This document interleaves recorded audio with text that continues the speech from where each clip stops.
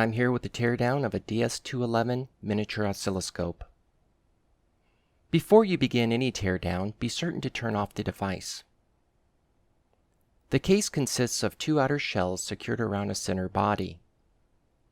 The back case is snap-fit into place. Remove it by applying gentle pressure to the seam and place shims in the separation. Disconnect and remove the battery. Remove the 4 thermoplastic screws that secure the front side of the case to the main body. Separate the front of the case from the center body. Finally, remove the shielding from the input to reveal the underlying integrated circuits. There you have it. We'll see you at the next Teardown Tuesday.